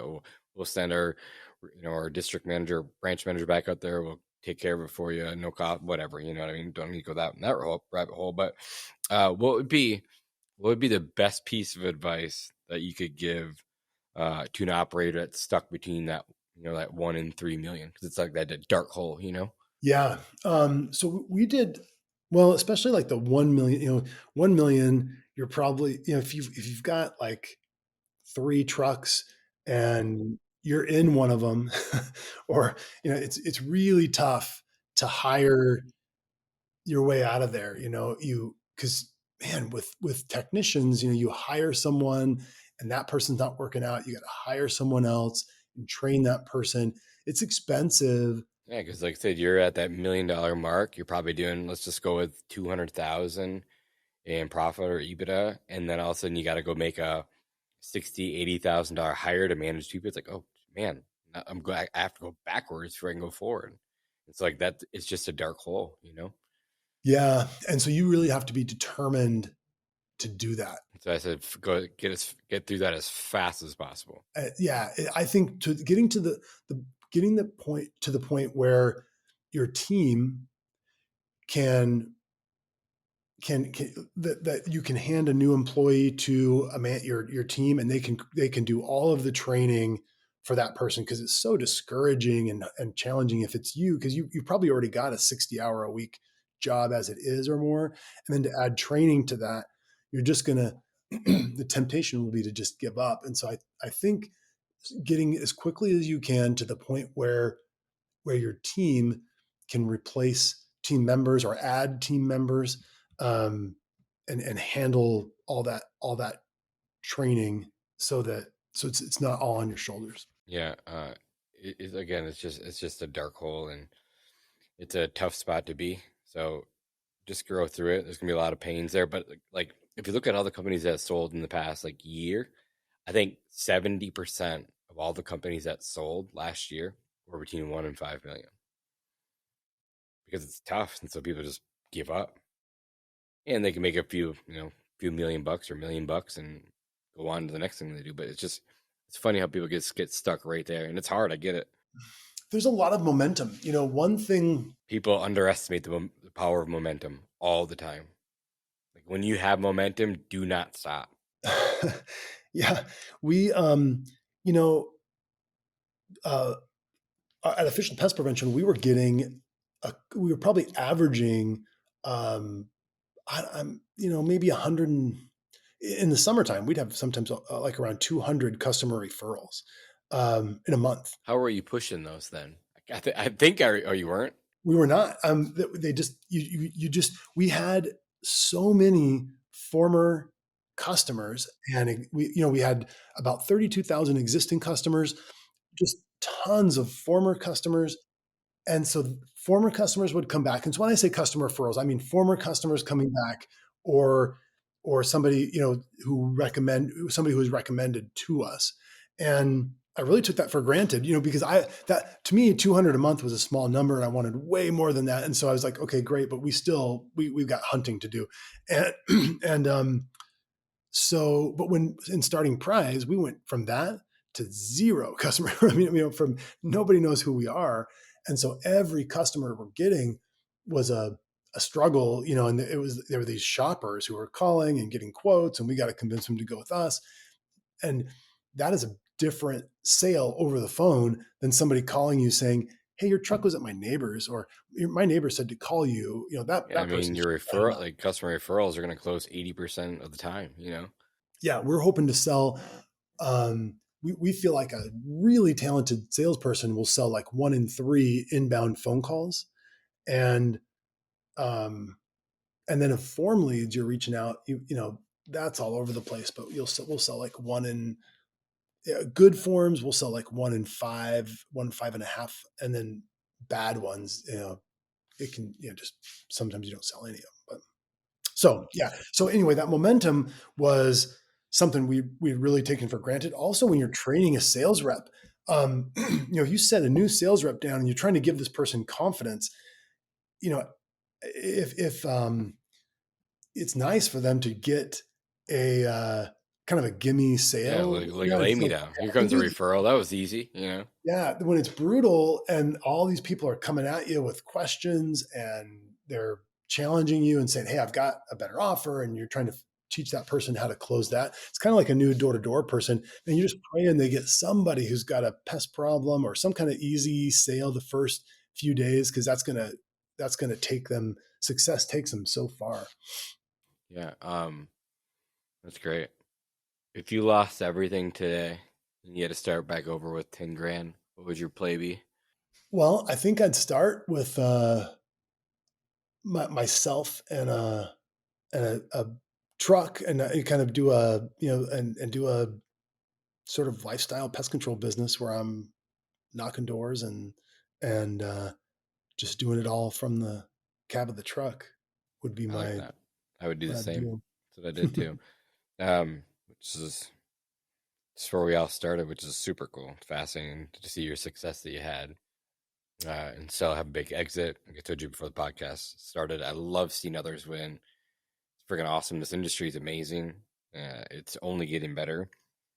Of course, there's a lot more sophisticated buyers in there. We get it. What has been the biggest difference in pest control and customers since you started Company 1 versus Company 2? Well, some of the differences are like Texas versus California things. In Texas, the consumer often sees rodent control as separate from bugs like, ant spiders. And so many companies price that service differently. In California, in Sacramento, we didn't. It was just, hey, we cover everything and this is your price.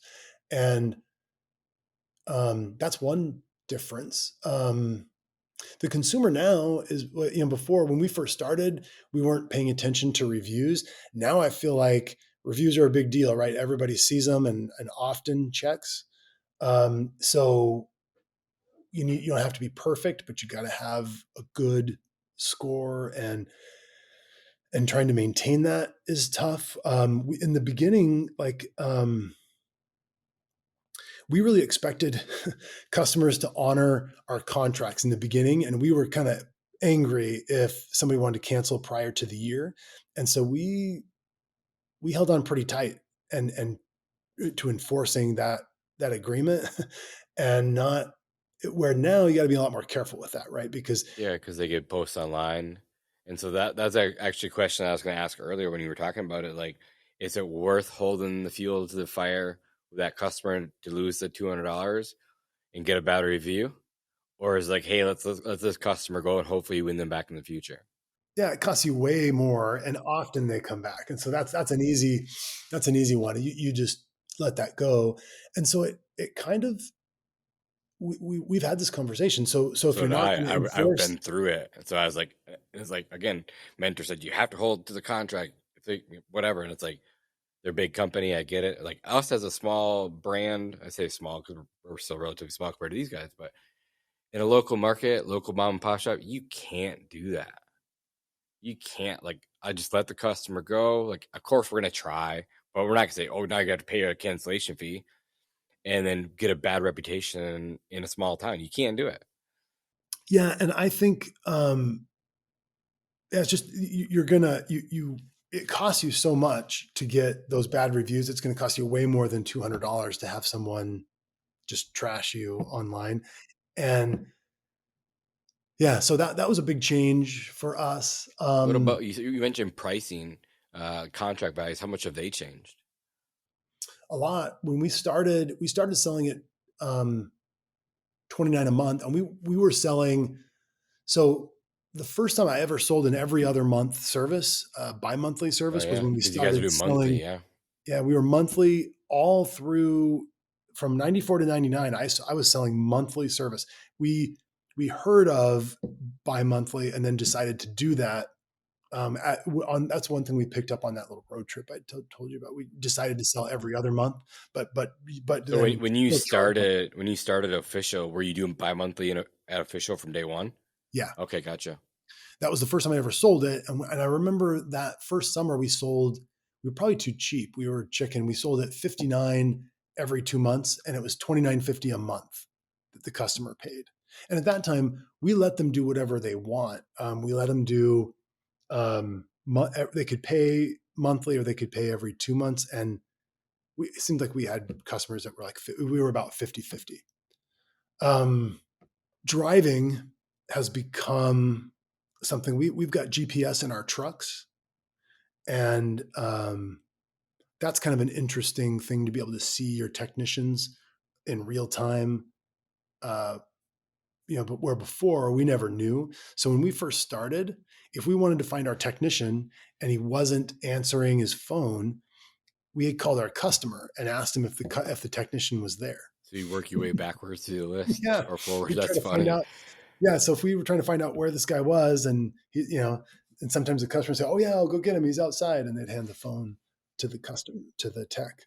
A book or mentor that's had the biggest impact in your success? Well, so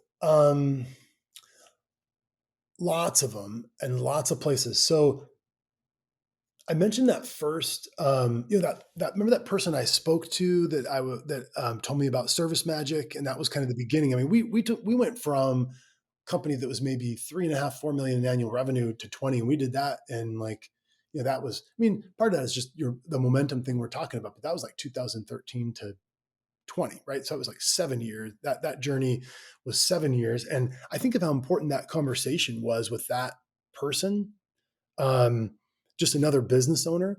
And I would say the biggest, trying to learn from just everyone and talking to people. I mean, the pest control community, especially. So I think, like I attend D2D Con. Yeah, You're of course. probably familiar with Sam Taggart's Of conference. course. I've He's been been on the there. podcast. I've been there. That's who taught me how to do door to door to begin with. Like if you go out there, he'll tell you, like on stage to this day, he tells my story. Oh, really? Yeah. That's cool. I didn't know what I was doing. Literally selling one-time pest control, $99, no agreements, nothing. But this is COVID. I had to go doing lawn care, got shut down, couldn't do anything in Michigan. Started selling pest control in Wisconsin. Next week or two, I reach out to Sam. He's like, "Hey, why don't you just come out here, do this, this little 2-day event?" Went out there. Like I still have the paper upstairs in a binder saying like the pricing, like $129, whatever, like 4 times a year. Like I have it all written down, and never done door to door before. He has this program that was like $80,000 and $90,000. Don't quote me on the exact number, right around there. And he told me not to do it. He's like, "Do not do this." He's like, "You can't afford it." I'm like, "Nope, I can't." Swipe, put it on a credit card. Wow. And so the rest is history. Now we're sitting at, I think we started out this year right around 100 sales reps. So I think we have like 70 some, 60 some left. So that's just kind of the last 4 years, Well, your willingness to invest in yourself and in your own education is remarkable. I mean, Absolutely. I figured that out late, because it's funny, we send our kids to school, and college is so expensive, but parents like pay that. You say that, but at the same time, you were also willing to put yourself in and go talk to people that were in different rooms that you were. Like you started the podcast saying, "Hey, there was this guy that did 400 accounts and I did 300 accounts, but I went and sought this person out." So it's the same thing. You were willing to invest yourself. Maybe it wasn't with money, but with an expertise, you were willing to do that for yourself. So you can't say you didn't. True. I mean, but you're networking and the things like, you and I, we could go skiing or backpacking or something, and some things that we would say to each other, both of us would probably take ideas back to our businesses that For sure. would be worth maybe millions, And so, just that realization that there's tons to learn from other people. And so trying to put myself in those positions where I can have those kind of conversations with people that are really trying to build and do the same kind of thing. We felt in the beginning, the first few years, we felt like a strong sense of competition with our peers, and we're kind of gatekeeping and worried about what people would learn. And that was kind of silly because there's enough room for everyone. But then, so later started to get, to open up and really seek out those situations, at Anticimex. The guy I reported to was a member of Vistage, and Vistage is a business group that, of just all different businesses, but they meet once a month. And he had been a member and recommended it. And, so because of his recommendation, I joined Vistage. So Vistage has been really helpful. And I just sought out information, lots of podcasts, a Facebook group that's been really helpful is called Sales Talk with Sales Pros. Are you familiar with Ryan Stewman? No. It's a really large group, and you have to kind of sift through, like any conversation, you have to sift through stuff to kind of, but he was one, I would listen to a lot of his stuff, and he talked a lot about leads. And one thing I liked, like a lot of people talk about sales training, and that's important, but if you want to grow, leads are what's going to get you more, so my salespeople are who they are today, right? And if I give them 50 leads, they're going to sell, whatever percentage they're going to sell those leads. If I give them 100 leads, their sales are going to double, right? Even so, whether they're great or bad or in the middle, more leads is going to give me more sales. And he was promoting, that concept of leads, which hit us at the right time and was kind of this message that helped us recognize value in some of the places we were trying to succeed in. And so that Facebook group was good. And a lot of, just a lot of other networking, like pest control operators. PCOC is the Pest Control Operators of California. So in Sacramento, we're fortunate to have a good group of people, and we would ask questions and help each other. And a lot of those groups, if you go to those meetings, they're going to talk about bugs, right? How to get rid of spiders, or it's all the reps that want to sell you a new type of chemical. And that stuff's not that stuff's not valuable, but I was much more interested in, man, this person's suing me. What do I do with this? Or, what do you pay for insurance? Or what do you do in this situation? How do you, and they would give us really practical, you'd find the right person who would be open and honest and would give you practical advice. And so that, yeah, putting myself in those situations with people who could help, and then being vulnerable to them, not trying to always say, oh yeah, it's great and we're awesome. But telling them, hey, I'm in this situation and it is a problem. Yeah, sometimes you just got to swallow your pride. And that's hard for men to do in general. Yeah. To admit not everything is easy for you. Yeah, everything's not sunshine and rainbows, that's for sure. From the outside or on social media, it might look like that, but at the end of the day, we all know it's not true. We all go through shit every single day. Yeah, I wish it was what social media looks like. How are you building Prize now? You just talk about leads. Like, what's your number one source of leads for Prize?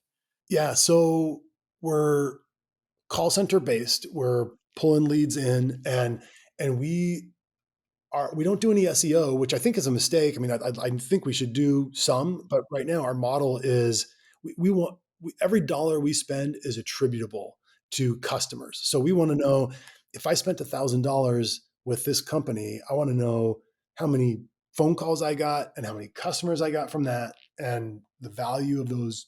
And we're looking, we try to keep, we try to hold our lead sources to a model where, we want 3 times the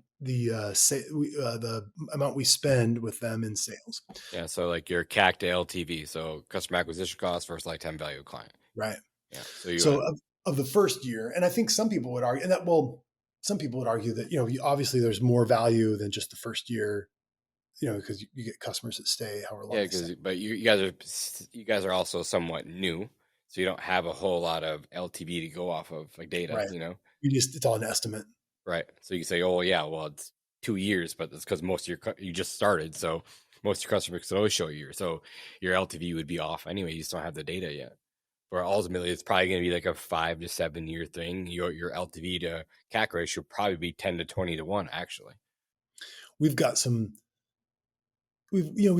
all our service folks are pretty new. We have a veteran service manager, but all our techs are either started when we started and most of them after that. So yeah, but which is kind of nice because, like I said, you have a little bit of capital, not a little bit, you know what I mean? You have some capital back up where you can go buy your people, basically. Yeah, this. Yeah, so we started and spent aggressively in the beginning, and we have come off of that quite a bit. I think we've become a lot more conservative with what we're spending, and we're trying to make the company survive on its own revenue, which has been a challenge. At Official, we spent a lot of money on marketing, Official Pest, and we ran out of leads. As in your door-to-door team. Well, door-to-door and the leads we were buying, right? We ran out of leads to buy before we ran out of money. And so we were always trying to get more and telling our vendors, hey, can we supercharge this somehow? And now we're not. We're trimming things and only keeping the best, the lead sources with the best return. I know we're going on almost 2 hours, so sorry about that, but I appreciate your time. So I'll ask a few more questions. We'll wrap this thing up. It's been awesome so far, so thank you. What is the ultimate goal with Prize? Is it more of like a legacy thing? What is it to you? Yeah, so I mentioned it's been a challenge because there 3 veteran owners that for the most part, we agree and we're brothers, but we are all my way kind of people. But I'm hoping that what it's going to become is this we want to run it and work on it and grow it and have lots of people, ourselves and our team, benefit from it. And so and just enjoy that building process. But are all three of you in the day-to-day like you once were? No. So Jamie's finance, John is operations, and I'm sales and marketing. And John and I are much more in the day-to-day than Jamie being finance. But we're removing ourselves more and more from that day-to-day process. I think we're trying to, your advice to people that are in this little company, I think is we're hoping it'll do maybe like 2.5 million this year by the time we're done. And so we have about 3,000 customers and a termite program. But you have different worries at this point. Like you're not in the trenches. You don't have to worry about running out of money through this period, Where most operators at the 1 to 3 million that we're giving advice to, like they don't have the capital. They're just starting out. They're just trying to figure this thing out, Right. I mean, they have the added pressure. I mean, it's not only just hard work and effort to get yourself out of that hole, but it's you got to worry about running out of money, and that's a real thing that because none of us are supporting ourselves with this company right now, but there's still that challenge and effort of how to remove ourselves out, so we're not just always doing stuff within the company and letting other people do their thing and then working on it, right? And tackling bigger problems than a service or a phone call. But how often do you go to Dallas? I don't go anymore. I wasn't sure if it was like a quarterly thing or that's cool.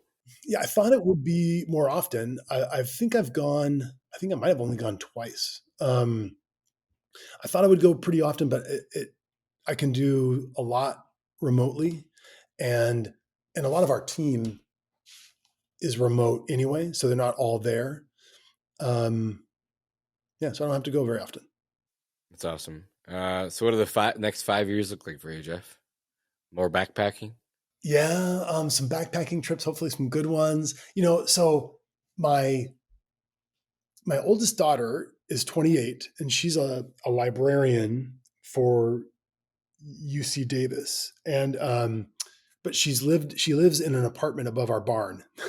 And then my youngest daughter is 18, and she's going to college. She's going to be this fall at UC Davis as well.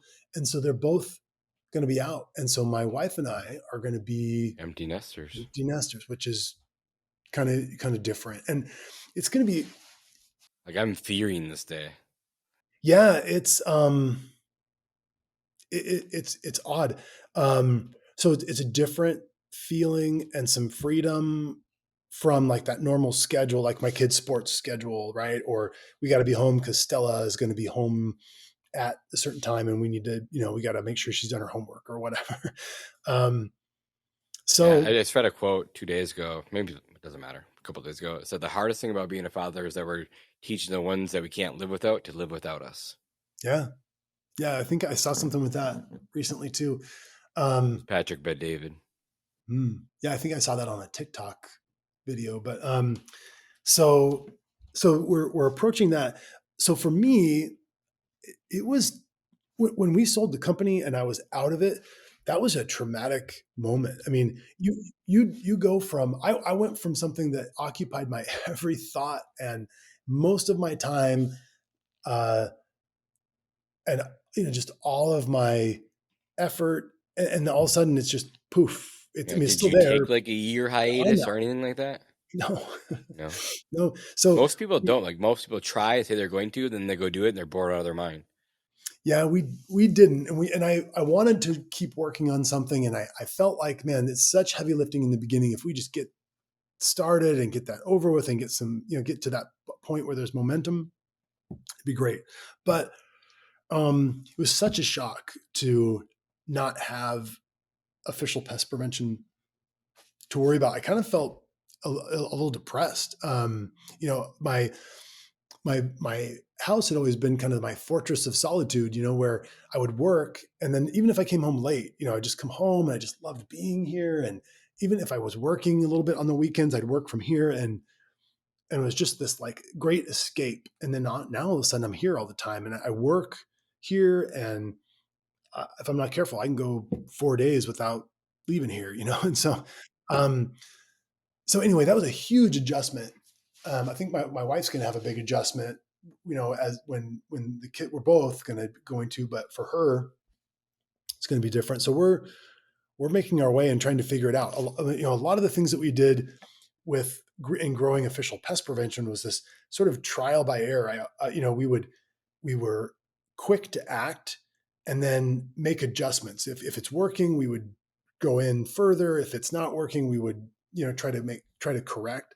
And we just kind of grew the company with that kind of philosophy where we were constantly learning and, like a door-to-door salesman, you knock on a door and maybe you don't sell it, but you think, man, if I had that to do again, what would I say? How would I handle that situation? And you go to the next door and you try to, you apply what you've learned.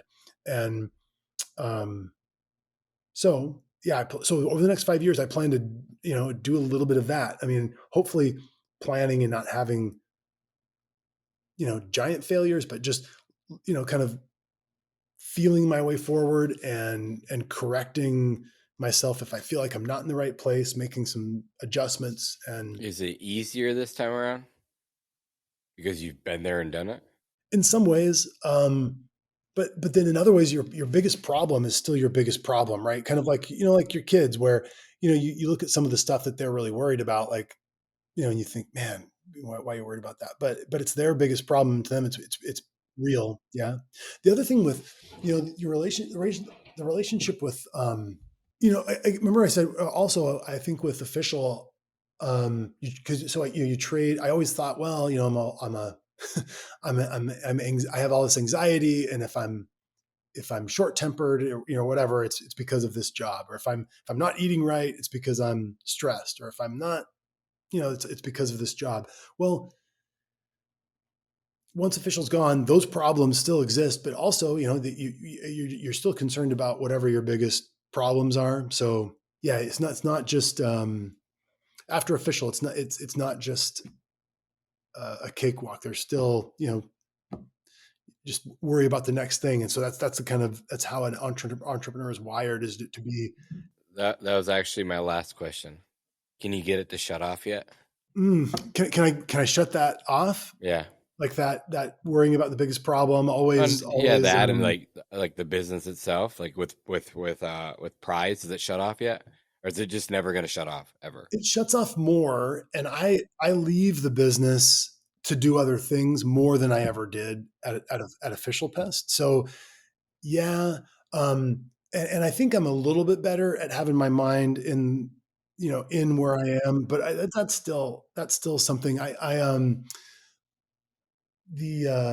that's still something I'm working on, to try to be present and because where I'd like to be, where I imagine the perfect Jeff would be this, the world could be swirling and collapsing and the chaos all around me, but I'm at in this Zen, peaceful state, or at least just not worried about it, right? But just I'm gonna do what I can do and handle what I can handle, and otherwise, my dad always used to say that a coward dies a thousand times, but a brave man dies once, right? And I don't know if that's necessarily about bravery or just, but a little bit. And I think trying to live that life where I'm not, where I can just be where I am and not be so worried about and caught up in problems. Because as a business owner, you spend a lot of time worried about certain things that you think are going to destroy you that don't. Yeah, we have so many things that we worry about that we make up in our head that probably aren't even true. But again, it doesn't. You can't get it to go away. So it's hard. I feel like I'm better, but it's also a lifetime of improvement. I think it's not all about competition or where other people are. It's about what you can accomplish. But I guess you also learn what you can accomplish by what other people do, right? Your story and what you're doing is really inspirational to a lot of people who want to be there as well, and they learn and follow and do some of those same things because of that. But yeah, I mean, so I think I want to build things and over the next 5 years, grow Prize and other businesses as well. I've got other things I want to do and then mix in some fun experices and let go. And you're still young. I mean, you're 50 years old. You sold the company. Like, it's so awesome. Like, congratulations. Last question, I promise. What's the best piece of advice you could give to someone from where you're at today? About anything? Anything.